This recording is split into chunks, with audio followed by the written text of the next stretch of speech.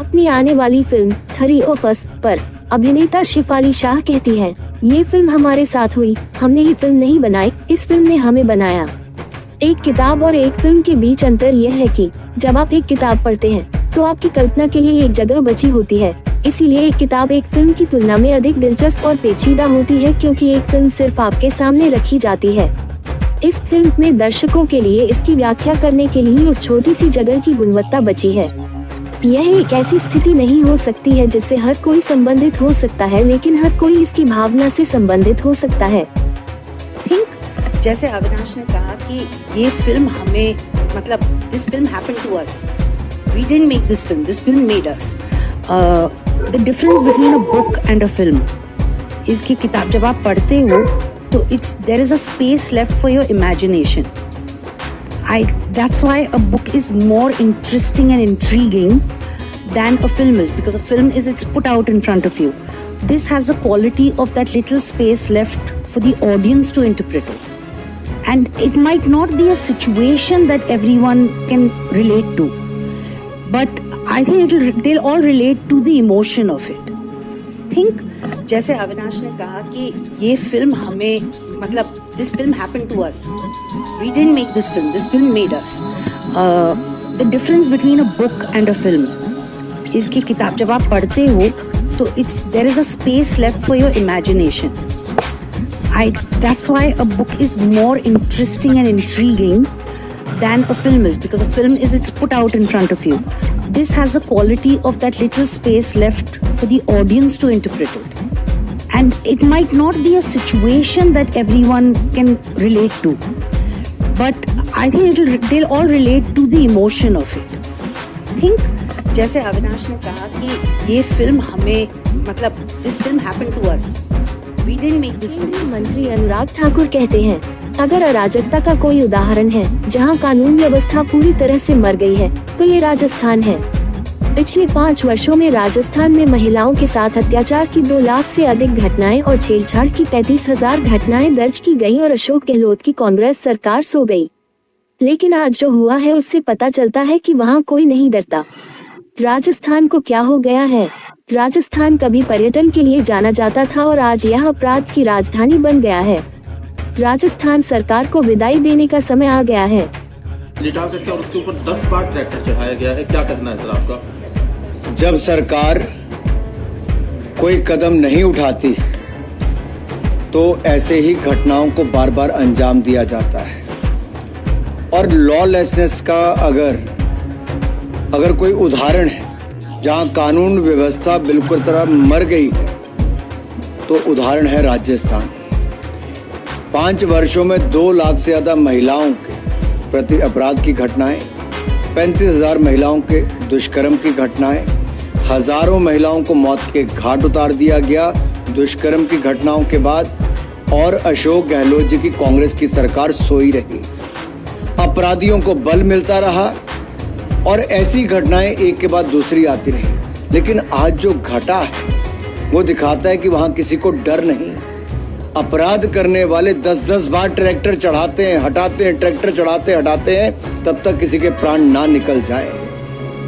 ये क्या हो गया राजस्थान को, जो कभी अपने पर्यटन के लिए, अपनी संस्कृति के लिए, अपने सभ्यता के लिए, अपने भाईचारे के लिए जाना जाता था, आज वो अपराध की राजधानी बना है।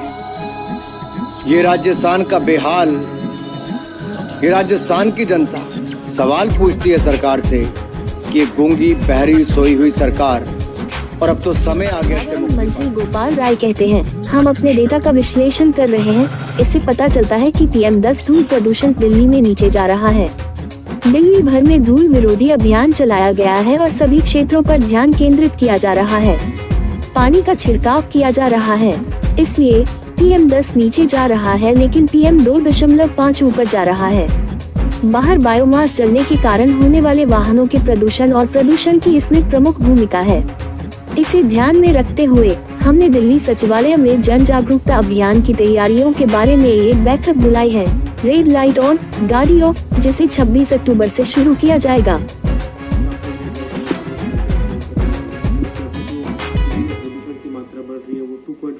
जो गाड़ियों के प्रदूषण का होता है या धुआं होता है, तो उसकी क्या रूपरेखा है? अभी जो हम सारा जो डेटा एनालिसिस कर रहे हैं उसमें ये दिख रहा है कि अब धीरे धीरे दिल्ली के अंदर जो है वो डस्ट पोल्यूशन PM10 की मात्रा कम हो रही है, जिसमें ज़्यादा कंट्रीब्यूशन जो डस्ट पोल्यूशन का होता है, धूल के पोल्यूशन का होता है। तो पूरे दिल्ली के अंदर जिस तरह से एंटी डस्ट कैंपेन चला है और सभी जगह फोकस किया जा रहा है और वाटर स्प्रिंकलिंग की जा रही है, तो उससे अभी PM10 की तो मात्रा कम हो रही है, लेकिन PM2.5 की मात्रा बढ़ रही है। PM2.5 की मात्रा बढ़ने का मतलब ये है कि इसमें जो गाड़ियों का पोल्यूशन है, जो बाहर से बायो मास बर्निंग हो रही है उसका जो पोल्यूशन है, वो एक मेजर रोल प्ले करता है। उसको देखते हुए आज हमने दिल्ली सचिवालय में रेड लाइट ऑन गाड़ी आपका जो जन जागरूकता अभियान 26 से शुरू करने का निर्णय हुआ है, उसकी तैयारी के लिए बैठक बुलाई है, जिससे कि जनता के बीच में इस मैसेज को लेकर के जाया जाए कि कम से कम वो रेड लाइट पर जो है अपने गाड़ियों का इंजन बंद करें, जिससे कि हम सब लोग कम से कम बेवजह जो बिना किसी कारण के हम जो धुआं इस पूरे वायुमंडल में फैला रहे हैं, जो प्रदूषण फैला रहे हैं, उसको कम से कम। महिला हॉकी टीम झारखंड महिला एशियाई चैंपियंस ट्रॉफी 2023 के लिए रांची पहुंचती है।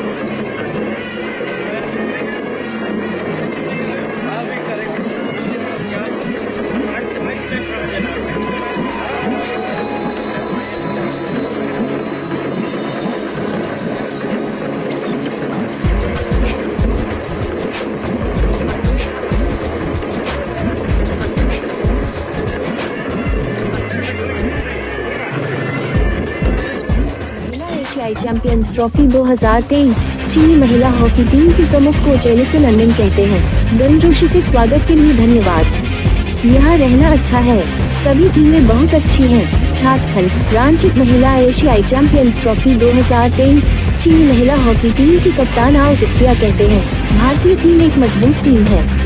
हम सभी खेलों में अपना सर्वश्रेष्ठ खेलने की कोशिश। आज सुबह के समय अरावली जिले के एक रासायनिक कारखाने में भीषण आग लग गई। आग में लगे रसायनों से भरे 60 से अधिक टैंकर। आग लगने की वजह का अभी पता नहीं चल पाया है। आग बुझाने के लिए मौके पर मौजूद 10 फायर टेंडर अधिक जानकारी की प्रतीक्षा है।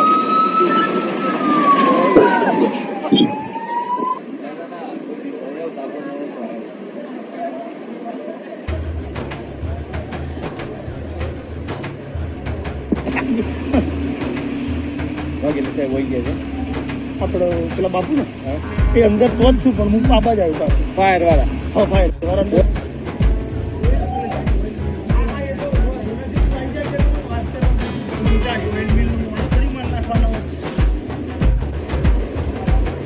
પોણીનો માળો ચાલુ કરી લાગે આ પોણી વાળી બી વાતો કરે બાકી તમ એમ કરો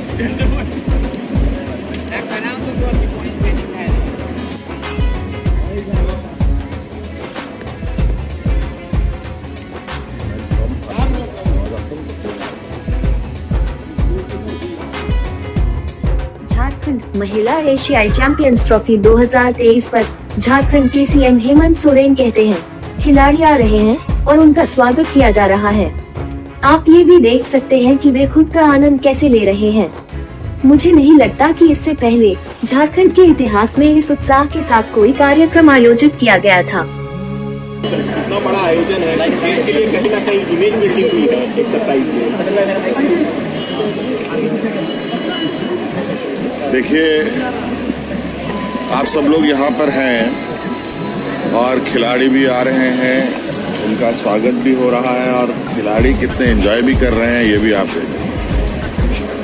मुझे नहीं लगता है कि इससे पहले कभी झारखंड के इतिहास में इस तरीके का कार्यक्रम इतने उत्साह के साथ मना हो, और जबकि ये भारतवर्ष में पहला ये प्रयोग है एशियन हॉकी चैंपियनशिप का, और जो भी इस छोटे राज्य में प्रयास है वो हम सभी लोग मिलकर पूरा जोश खरोश के साथ लगे हुए हैं और आशा उम्मीद करते हैं कि इस आयोजन से राज्य में और खेल को मजबूत होने का मौका मिलेगा और अभी तो कल से परसों से शुरू होना भी है खेल का। और आप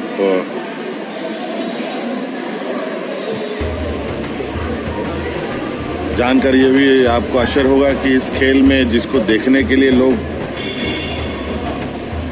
हजारों के टिकट्स खरीदते हैं, ब्लैक में टिकट्स खरीदते हैं, बहुत तरीके से काला बाजारी होता है, निःशुल्क लोग आकर के इस खेल का